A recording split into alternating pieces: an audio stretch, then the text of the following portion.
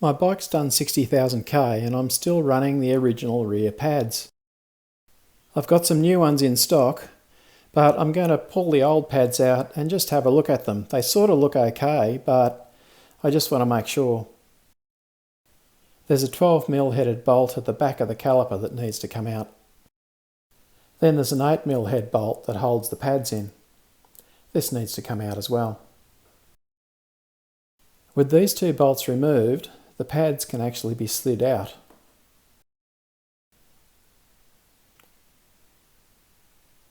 It takes a bit of wiggling, but they do slide out reasonably easily. Now theoretically you could replace the pads and put them back in again without having to take the caliper off the disc entirely, but I want to clean the caliper as part of this job, and so to get at that there's a bolt at the front which is a 14mm head that allows the caliper to come right off the disc, and so you can get at the piston inside to clean it and also to squeeze it back in for the new pads, which will be thicker. It's a good idea to just pump the piston just slightly so it comes out a little bit further than it was when it was holding the pads in, to make sure that I can clean all the way back on that cylinder. So with the clean section exposed, I can put some brake cleaner on it and just wipe it off with a rag. Comes clean quite easily. Now to have a look at the pads. These have done 60,000k. Obviously I don't use my brakes very often because they've still got plenty of meat on them and they look okay, so I'm just going to give them a clean.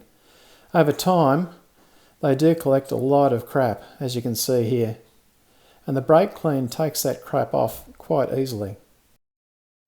New pads will be thicker, therefore you'll need to push the piston back in. I'm just exerting some even pressure and the piston just slides back in. I'm putting the original pads back in, but I'm still going to do this because it makes the insertion job easier. You can see here that the foot of the pad just sits in that little slot down there, like that. So that's where they've got to sit when we finally put them in. But I'm going to give the pin and the bolts a very small coating of grease.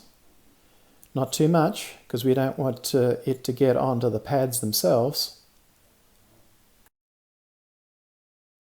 I'm not putting the grease on the thread, only on the smooth section.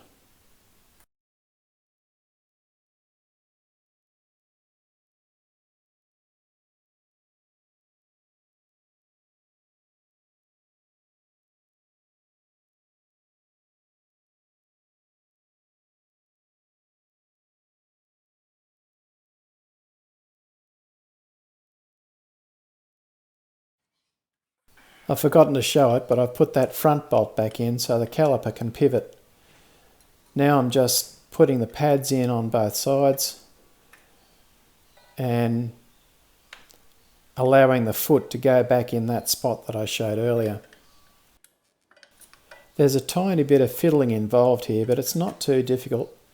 Once I've got them sort of in place, I can just wiggle them to get them the foot in place, and then the caliper will slide down. You'll know everything's aligned when you can get the top pin through those pads and also the back bolt in to the caliper as well.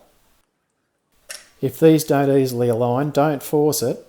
Just keep fiddling with those pads until they place themselves correctly.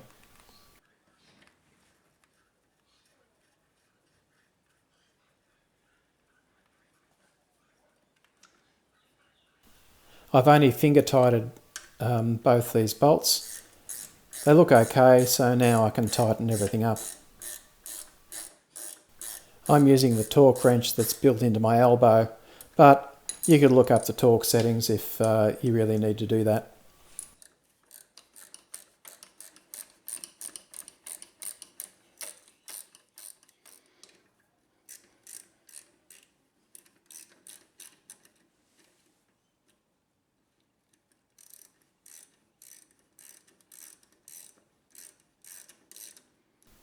With all 3 bolts tightened up, I'll then just spin the wheel to make sure everything runs freely.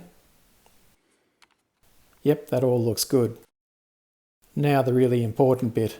Pump the piston back onto the pads so everything's nice and tight again. If you don't remember to do that last step, you could be in for a shock the first time you go for a ride. Alright, testing again. Everything looks good. Job done.